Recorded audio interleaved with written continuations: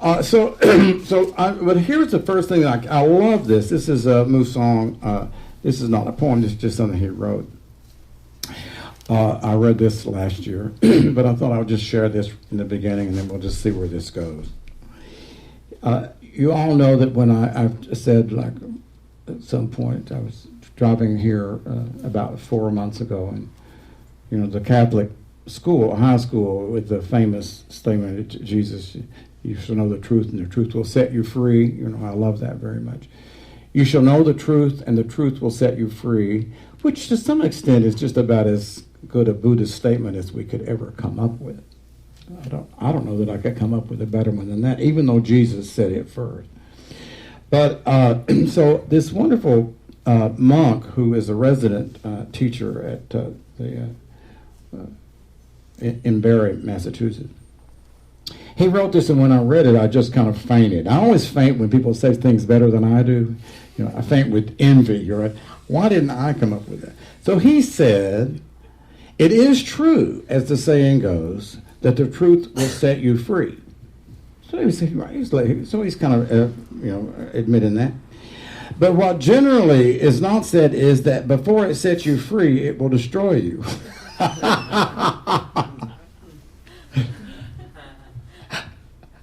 That's pretty wonderful, isn't it? Right, so before the truth sets you free, it will destroy you. And then, or rather, your conditioning, which is the same thing.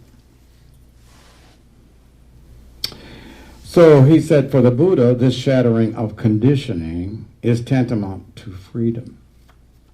Right? Shattering our condition is tantamount to freedom. So what is our conditioning? Well, that's where the thing gets bad, doesn't it? So this Buddha suggested that your conditioning, happily it's not my conditioning. Your conditioning is, our condition is greed, hatred, and delusion. Greed, hatred, and delusion. Has anybody got any doubts about that? The old Chinese teachers, I love it, they say it, greed, hatred, and stupidity. Which I just love, right? I mean, they were very stark in China. Greed, hatred, and stupidity, right? I mean, delusion sounds a hell of a lot better to me than stupidity, right? So we're conditioned. We're conditioned by greed, hatred, and stupidity. Well, it's like, how do you embrace that? I mean, what are you doing with that? You turning it down? Thank you. Oh, it's getting on my nerves. Thank you. I'm struggling with resistance to doing this, so I just wanted to share that with you all. It's like sort of like I really enjoyed the sit so much. How many people enjoyed this sit? A few of you. No, everybody did. I enjoyed it so much, and so here I am now. So it's like I enjoyed that sit, and so then there's a part of me that does not want to be doing this. I want to be enjoying the stillness. So the poem that I read, it conjures up a lot of stuff in me, and I don't quite know how to set this up, but I'll set it up with. Well, let me just read this first thing. The old one of my heroes, my number one hero. Carl Jung said, so let's just start with this and we'll just see how we get through this. He says, I try to impress upon my pupils not to treat their patients as if they were all cut to the same measure. The population consists of different historical layers. I like that a lot. There are people who psychologically might be living in the year 5000 BC. That's pretty striking, isn't it? He's suggesting that some of us are actually psychologically living, right, in thousands of years ago. And really, if you think about it, How true is that in this world right now? We see it manifested so amazingly. They can still solve their conflicts as people did thousands of years ago. He said there are many people living in Europe and in civilized countries, as well as if they were actually what he called medieval Christians. Not even, and not to speak of earlier than that. On the other hand, there are relatively few who have reached a level of consciousness, the level of consciousness which is possible in our time.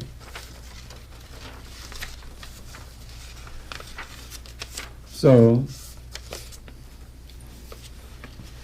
this is the next paragraph that he wrote, and then I'll get to my little poem, which I read it in Temecula. By the way, I hope all of you are coming to the retreat in Temecula, January the 14th. Travis is so pleased he can hardly stand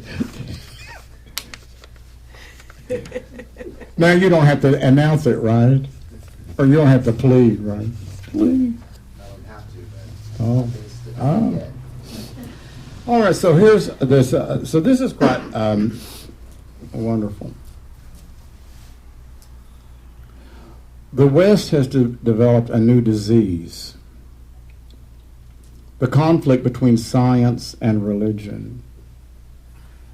The critical philosophy of science became, as it were, negatively metaphysical. In other words, another word for saying negatively metaphysical is it became materialistic. On the basis of an error in judgment, he says, matter, and that would be rupa, according to the Buddha, matter. So we sit and we observe rupa. And he said matter was assumed to be a tangible and recognizable reality. This is something that we did a long time ago that was really stupid. We made matter knowable. It's not knowable. The mind cannot know matter. The mind cannot know this. The mind is part of this. So anyway, this is a very smart thing that old man said. He said, on the basis of an error in judgment, matter was assumed to be a tangible, recognizable reality.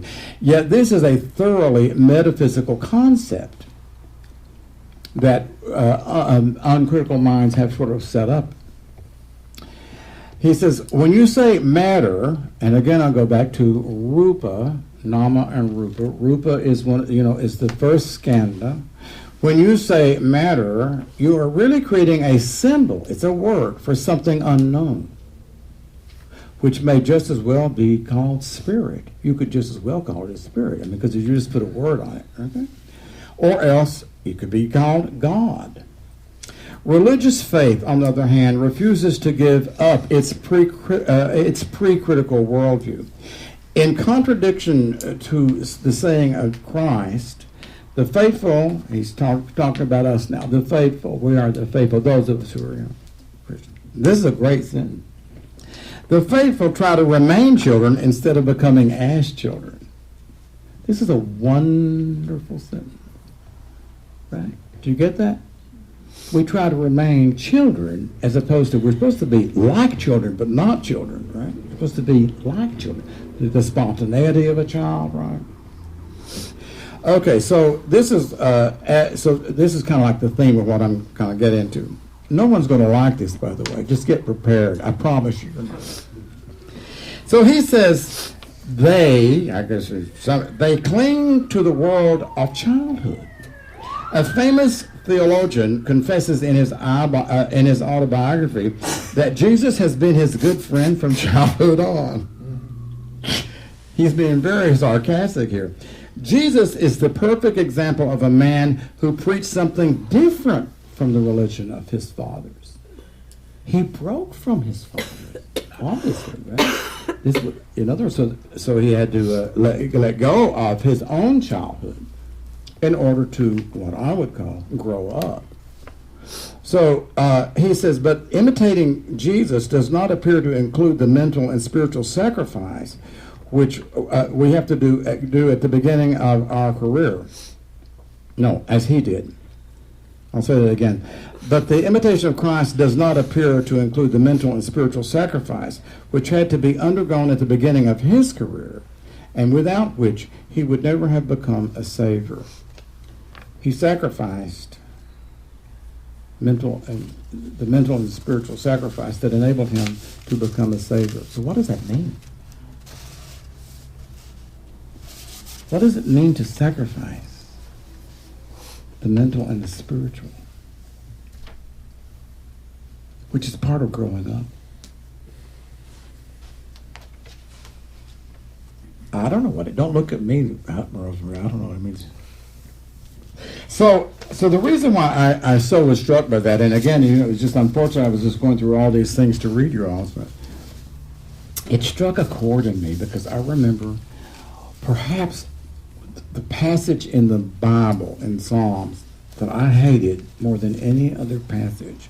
I hated it for decades. I didn't like it.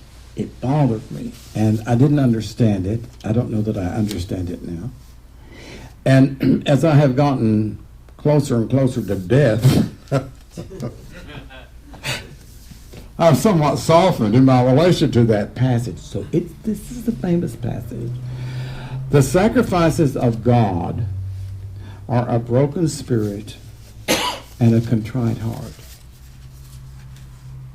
I hated that. How many people like that? The sacrifices of God are a broken spirit and a contrite heart. How many people are interested in having a broken spirit and a contrite heart? Anybody? Anybody want to have a broken spirit? How about you, Sam? I mean, forget contrite heart. We don't need that, right? I mean, I stop at broken spirit. I mean, like, when I first read that at like age 20, I thought, what the hell is he saying? A broken spirit?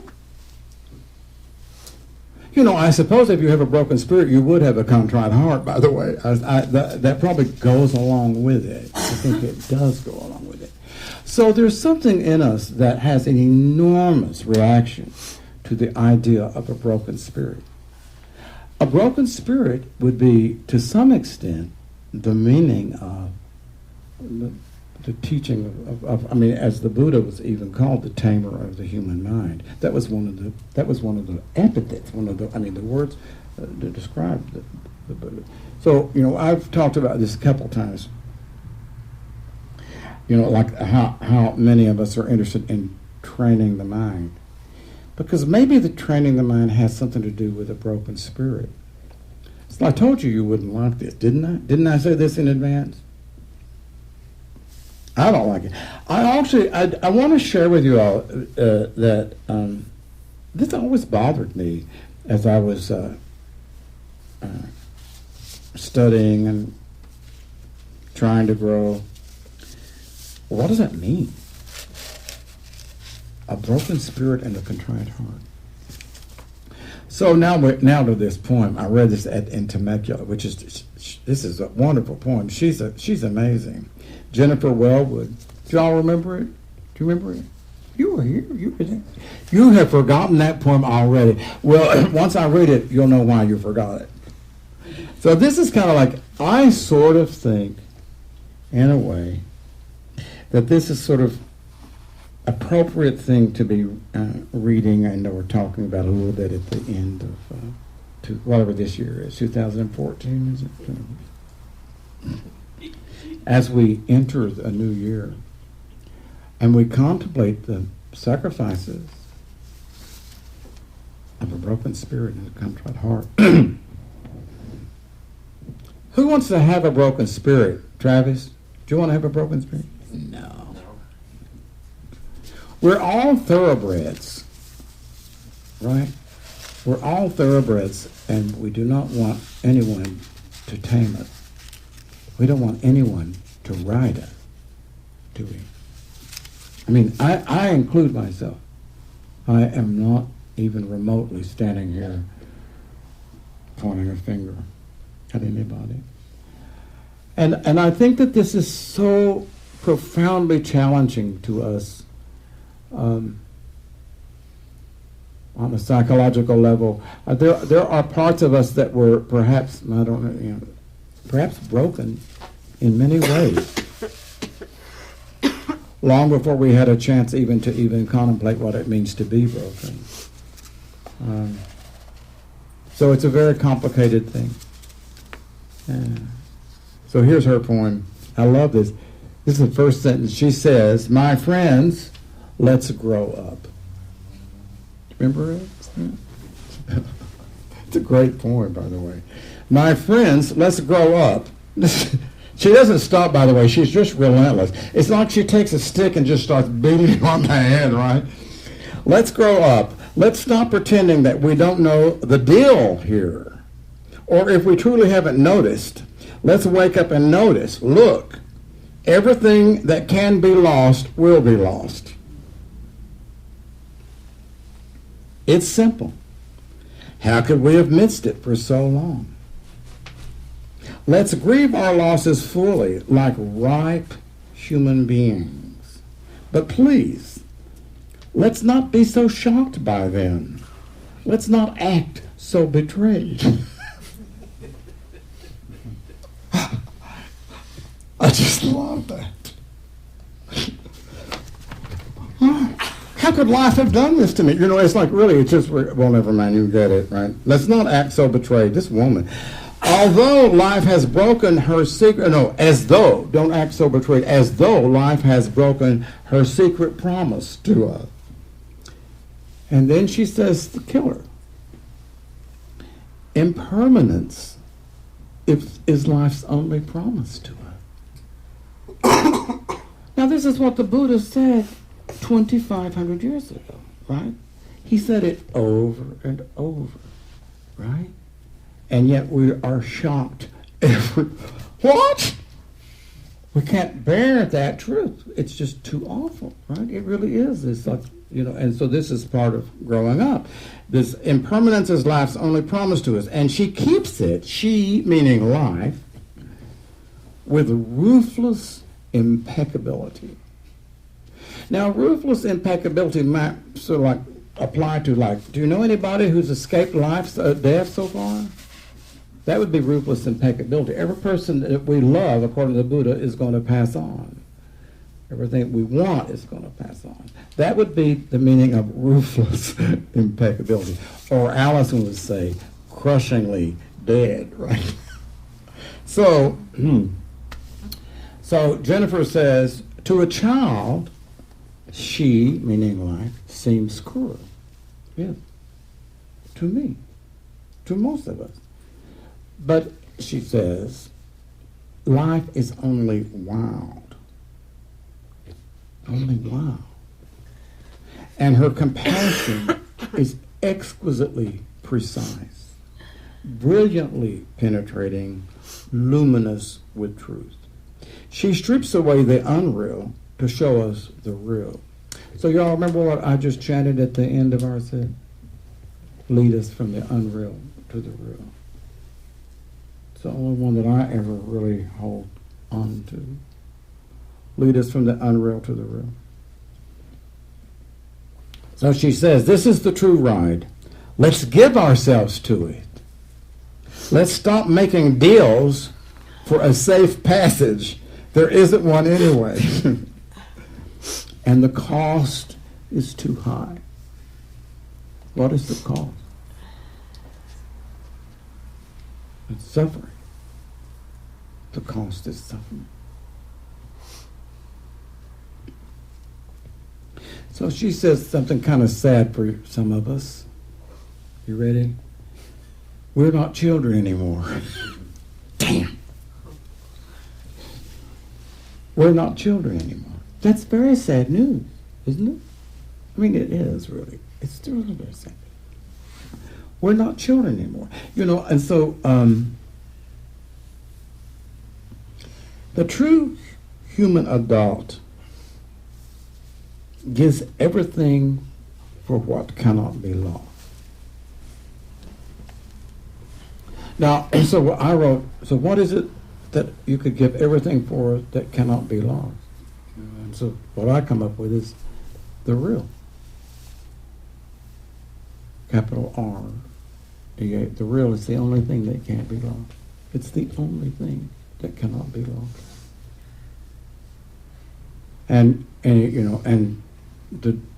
anybody who can really put that into words, what the real is, would be very rich. She says, let's dance the wild dance of no hope.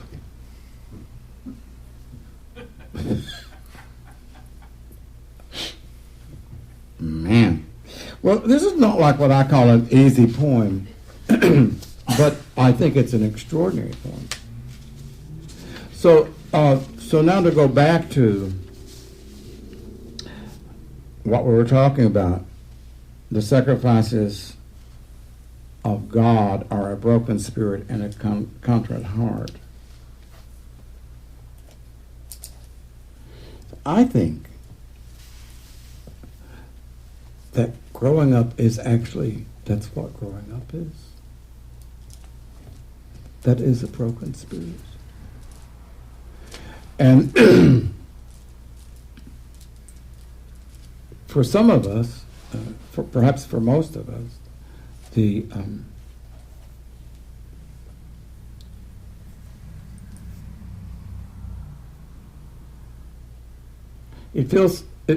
probably feels like dying. It feels like death to sort of give up that part that says, and I read this, remember I said this, I read this I'm making a joke of what does he remember? Remember the poem, of all sad words of tongue or pen, the saddest are these it might have been. And I said, a few weeks ago, I said, of all sad words of tongue or pen, the saddest are these, I am right. Those are the saddest words. Those are the saddest words. I am right. And that is the opposite of a contrite heart, isn't it? This insistence of, some of us, since the day we were born, we've not stopped trying to prove that we're right. And so I have so loved Buddhism since the day I first kind of stumbled upon it. And to this day, I still think it's just absolutely miraculous that it exists in this world. That somehow, it still is alive in this world. Because here's this guy, who looks around and he says, well, our minds are conditioned by greed, hatred, and stupidity, number one. And number two, there are 3 characteristics to life, which are impermanence, and there's no self in anything, object or subject. There's no self in it. And to ignore those 2 means suffering. Can you think of something that is more grown up than that? I'm just waiting here. What? Can you think of something more grown up than that? And if most of us are psychologically children in some way or form, still trying to prove I'm right, I was right, I will be right, you see, that how incredible it is that, first of all, there is this teaching and how hard it is for us. Because it strikes at the heart of that part that doesn't want to grow up. So I'm about finished now. Oh, 30 minutes. And now I'm not resisting as much. I have sat recently with a friend whose life has just been absolutely down the tubes. This is relentlessly disastrous after disaster after disaster. And I sent her the what Alice and I had You and I, we talked about what I am of the nature to grow old. I'm of the nature to get sick. I'm of the nature to grow old. I'm the nature to get sick. And then of course it comes down to, and I'm the nature to die. Right. So I mean, I sent this to this friend who emailed me back. It wasn't that harsh, by the way, but I mean, it certainly was fitting with what's happening to her life. And she said, "Thank you." She said, "Thank you so much." She said, it helped me to go back to reconnect to reality. She said, I've not been really living in reality. She had been living in hope that things would change. This has been basically a partner who has been extraordinarily sick and getting worse and worse and worse. And my friend had been living in this reality. It's going to turn around. It's just bound to turn around. And of course, 2 weeks later, it was worse. And 2 weeks later. So I sent her that poem because, I thought, oh my God, how could how could I send that to her? It's a Thich Nhat Hanh. It was his version of it, the 5 remembrances. But again, it helped her because, to read that, I am of the nature to grow old. I am the nature to get sick. I am the nature to die. And it goes on, or we are. This is what I have always loved about the Buddha. It's just like he just said, here's the truth. Here's the truth. Here are the facts. And as I said again, psychologically, I do think that many of us are still struggling mightily to grow up, to be able to psychologically to embrace those truths. So back to what I was saying is, talking about this very dear friend. As I've been sitting at the end of this year, I've just been watching so many people in my life. I've been having terrible, terrible times. One friend's husband this is a separate story, is dying. And this teaching of Buddhism has always been for me just incredible, incredible solace, because it's like, but it's like I said, it's like it forces you to accept reality and truth. And I think that in doing that, something has to break in us. Something has to break. Something that just absolutely refuses to accept that everything is going to pass away. It can't, in some of us, we can't bear it. And yet, to get on with life, and to get on with life in the sense of being fully, what did he say? Ripe? Remember that? What she said? Ripe? A ripe person? To live in the fullness of what we are. We can only do that if we can embrace reality, which is the real. That's what it is. To embrace the truth. And that is, by definition, embracing the truth. What he said, right? It'll destroy you. Right? Right? That's what he said, right? Yeah, the truth will set you free, but first it'll destroy you. I love that. So, psychologically, you have to be pretty strong to be destroyed. That's the problem. Do you understand that? Psychologically, you've got to be pretty damn strong inside to be able to be destroyed by the truth. I'll pass my cards out as if it's like I have a sliding scale. It's very no, but I just wanted to share that with you again as we come to the end of this year. That psychologically, you have to be strong enough to be able to tolerate the truth that will set you free. And that does create a broken spirit, I'm sorry to say. And that's all I've got to say.